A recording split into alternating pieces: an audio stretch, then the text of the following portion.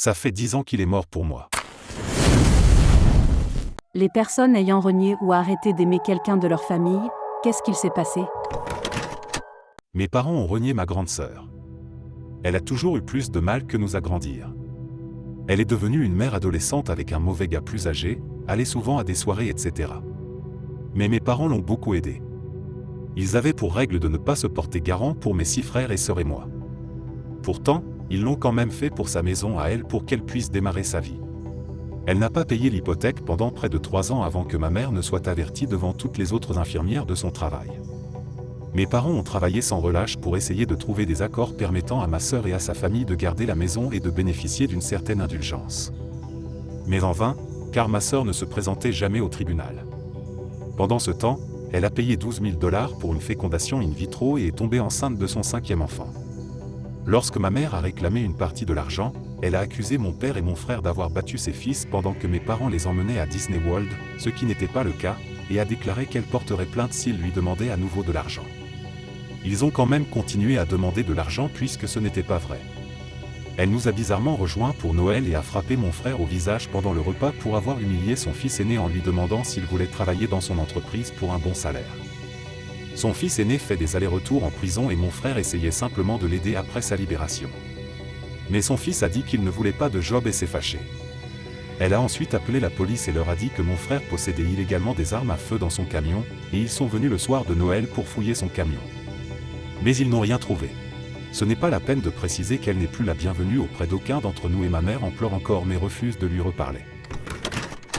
J'ai coupé les ponts avec mon fils quand je l'ai surpris en train de se jeter sur sa sœur. Il nous attaquait régulièrement. Il allait chez sa mère et agressait son nouveau beau-père jusqu'à ce que ce dernier s'en aille. Mon fils et moi, on ne se parle plus. Avec mes frères et sœurs, on a arrêté de parler à notre frère aîné. On a découvert que 2 ans plus tôt, il avait tabassé au moins 2 garçons. C'était un adulte à ce moment-là. Il n'a montré aucun remords et il a modifié l'histoire pour essayer de faire croire que c'était la faute des garçons. C'était tellement dégoûtant de regarder quelqu'un avec qui j'avais grandi traiter les gens de cette façon et de faire preuve de tellement de mépris à l'égard des autres. La bonne nouvelle c'est qu'avec mes frères et sœurs, ça nous a rapprochés et on est capable de voir le bon en chacun de nous. C'est vrai quand on dit que si on pouvait choisir sa famille, elle ne ressemblerait pas du tout à ça. Ma mère nous a renié ma sœur et moi. Elle avait des problèmes mentaux dus à son alcoolisme. Elle nous a beaucoup tourmentés. J'en ai fait les frais en devenant adulte et j'ai essayé de protéger ma sœur. J'ai été maltraité de toutes les façons possibles. Mentalement, émotionnellement, physiquement et sexuellement.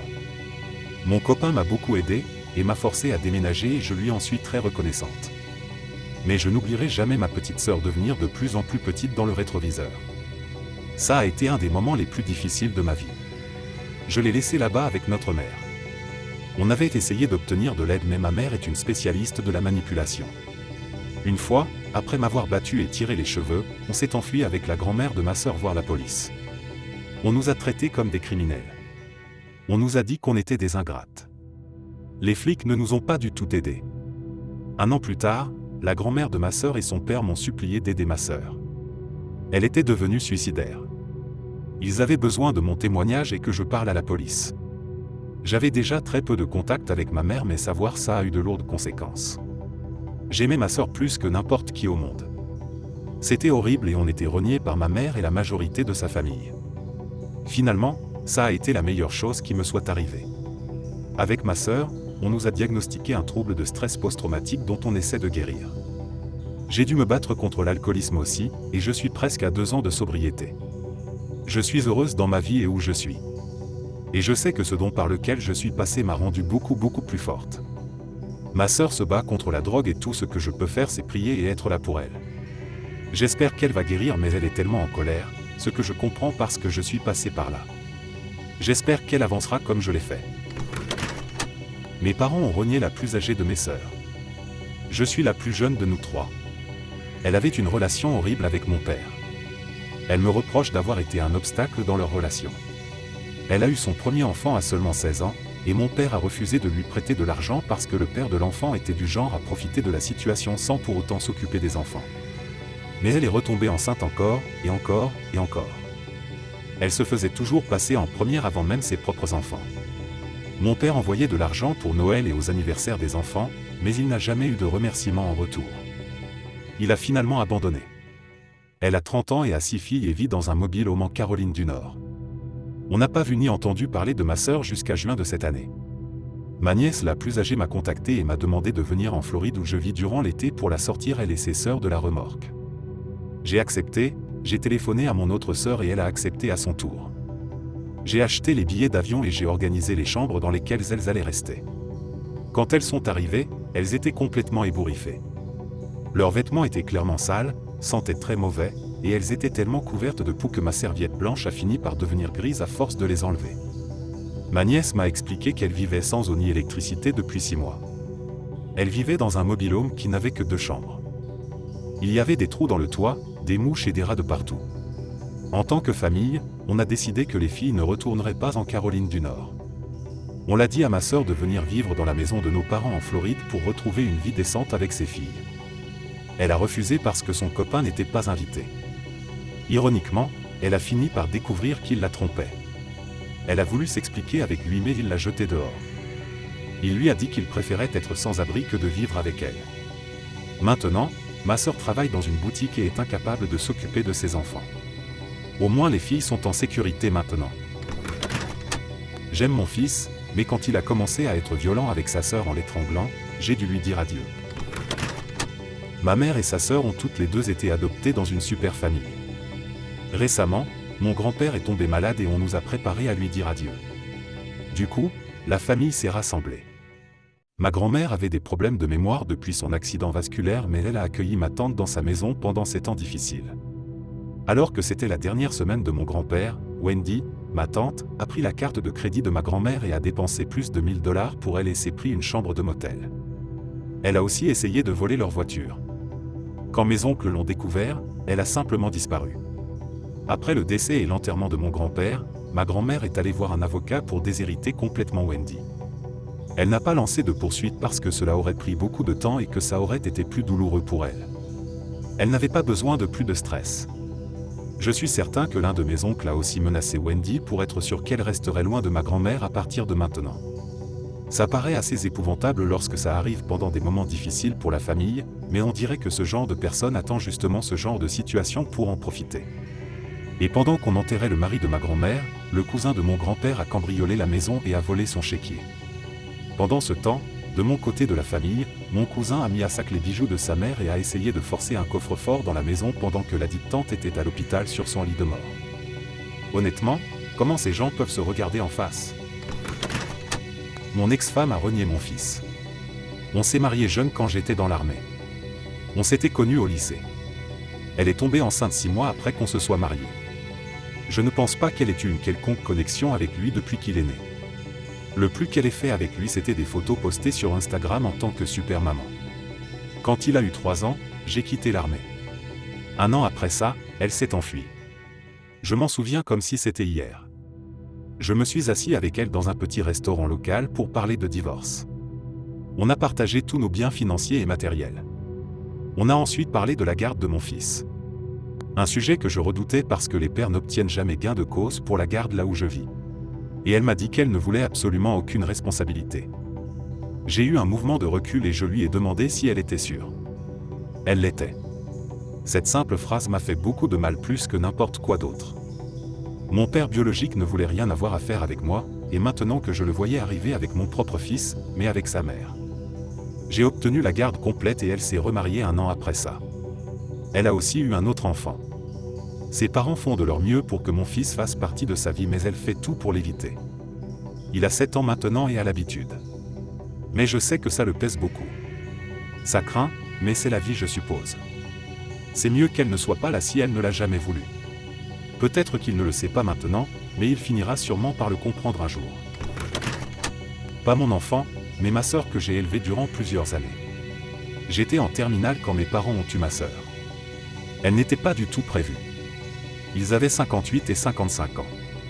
On ne se connaissait pas vraiment puisque je suis allé à l'université quand elle avait seulement 5 mois et j'étais dans l'armée de l'air quand elle avait 1 an et demi. Je l'avais vue 2 fois et j'avais reçu des photos mais la vie a fait que nous n'avions jamais réellement passé de temps ensemble. Malheureusement, notre père est décédé lorsqu'elle avait 2 ans et ma belle-mère l'a élevée. C'était une très mauvaise mère.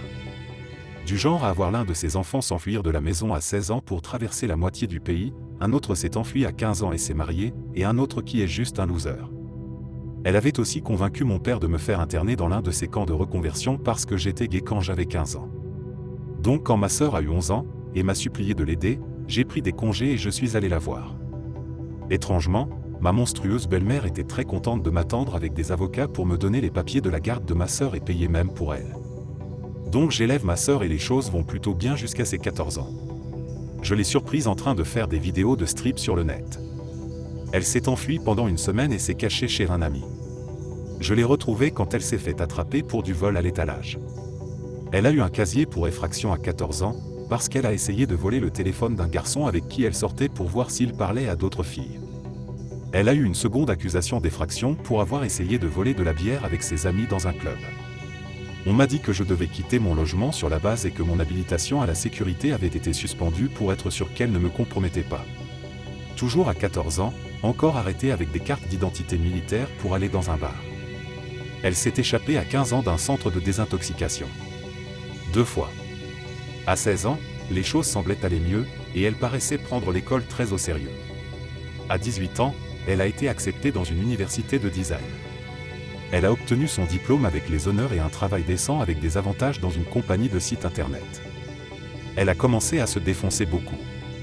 Elle a perdu son boulot, a vendu sa voiture pour payer les factures, elle a fini par perdre son appartement, et elle ne cherche toujours pas d'emploi. Elle a obtenu un fonds fiduciaire à 24 ans et a dépensé les 400 000 $ en 2 ans. Elle a eu de multiples arrestations à cause des drogues, est obligée de rester dans l'État, mais elle a décidé de vendre de l'ecstasy. Elle a été attrapée en train d'en vendre et pour possession de drogue. Elle est retournée en détention, puis a été relâchée dans l'attente d'un nouveau procès. Elle a alors été prise en possession de suffisamment de paquets d'héroïne destinés à la vente pour être accusée de distribution. À ce moment-là, je n'avais plus eu de nouvelles d'elle depuis près de 7 ans, et je n'ai réussi à me tenir au courant qu'en lisant le journal de la police ou par l'intermédiaire d'un avocat occasionnel qui m'avait contacté pour s'assurer que je prendrais en charge ses frais de justice. Je ne l'ai pas fait. Contre toute logique, elle est sortie de prison en moins de 3 ans. J'ai entendu dire qu'elle avait fait perdre de l'argent à un certain nombre de personnes pour y parvenir. Elle s'est présentée chez moi pour demander un logement.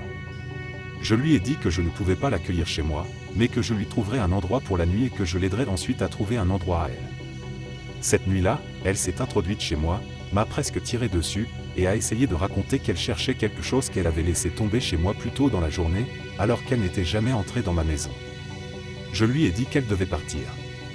Elle m'a menacé d'appeler les services sociaux et de leur dire que je maltraitais mes enfants si je ne l'accompagnais pas à un distributeur automatique de billets pour lui donner tout l'argent que je pouvais retirer. Je lui ai dit de s'en aller avant d'exercer la loi de défense de propriété. Le lendemain, j'ai pris une ordonnance d'éloignement et, ce faisant, j'ai découvert qu'elle avait une fois de plus quitté l'État alors qu'elle n'était pas censée le faire et qu'elle avait violé sa liberté conditionnelle.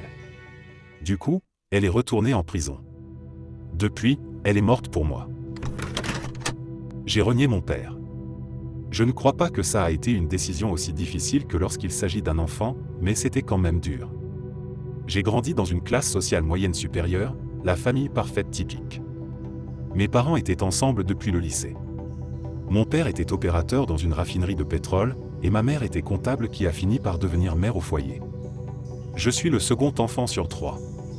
Mon grand frère a 3 ans de plus que moi, et mon petit frère 3 ans de moins. Quand mon frère aîné avait d'environ 10 ans, la consommation d'alcool de mon père est devenue incontrôlable et est devenue extrêmement abusive physiquement. Quelques années plus tard, ma mère a demandé le divorce après 23 ans de mariage parce qu'elle avait peur pour nos vies. Mon père a perdu les pédales, a commencé à prendre de la drogue, à voler etc. et a été impliqué dans quelques bagarres et fuites. Mon grand frère qui avait reçu le plus d'abus physiques, a été manipulé et a entretenu une relation avec mon père pendant quelques années. Moi aussi, même si ce n'était pas autant que lui. Il semblait nous porter de l'intérêt pour la première fois depuis que nous étions petits mais rétrospectivement, c'était encore de la manipulation et de la poudre aux yeux. Je n'irai pas dans les détails, mais mes frères et moi avons eu vent du genre de choses louches dans lesquelles il était impliqué. Mon petit frère et moi qui avons l'aspiration d'entrer dans les forces de l'ordre, l'avons complètement renié. Ça a pris plus de temps pour mon grand frère. C'était juste un gosse qui a simplement toujours voulu être aimé de son père, du coup il porterait des œillères. Il a quand même fini par réaliser et a coupé lui aussi les ponts avec notre père. Quelques années plus tard, mon père vivait avec sa mère. Il a manipulé ma grand-mère pendant des années, et maintenant ils ont une relation de codépendance. C'était une accro aux médicaments, et lui était accro à tout. Ma grand-mère avait une hypothèque inversée sur sa maison. On lui a diagnostiqué un cancer des poumons et on lui a donné 6 mois. On l'a alors installé dans une maison de soins. Mon père a continué à squatter sa maison, malgré le fait que la banque vienne réclamer la maison. Les flics s'en sont mêlés et il a été arrêté. Ma grand-mère est décédée 2 jours après être arrivée en maison de soins. Elle a fait une hémorragie cérébrale et en est morte. Mon père a fait une crise d'épilepsie lors de sa première nuit en prison et a été amené à l'hôpital où ils ont découvert qu'il avait fait une rupture d'anévrisme. Les médecins pensent que ça a été causé par les drogues. Et quand il s'est battu avec les flics qui l'avaient arrêté, ça a augmenté sa pression artérielle ou qu'un coup avait fait éclater les vaisseaux sanguins. Maintenant, il est dans une maison de soins, et il a les capacités mentales d'un enfant de 6 ans. Il s'est rendu compte qu'il a fait une grosse bêtise et que tout est de sa faute, mais il ne comprend pas le pourquoi du comment. Il peut en quelque sorte communiquer et tenir des conversations, mais il prononce parfois des mots bizarres. Je vais le voir quelques fois par an.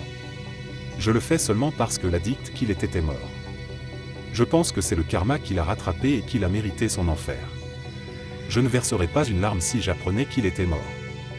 Ça fait 10 ans qu'il est mort pour moi. J'ai un peu de compassion pour lui, un homme triste et confus de 58 ans, qui est dans un centre médicalisé dépressif et qui ne comprend pas pourquoi il n'a aucun visiteur. Il sait qu'il a des enfants et une femme. Il ne se souvient pas qu'ils ont divorcé. Et parfois il se rappelle qu'il a des petits-enfants qu'il n'a jamais eu la permission de rencontrer. Alors il ne comprend pas pourquoi personne ne vient le voir. Merci d'avoir écouté jusqu'à la fin. N'hésitez pas à vous abonner, à aimer la vidéo et à partager vos propres histoires en commentaire. À la prochaine vidéo.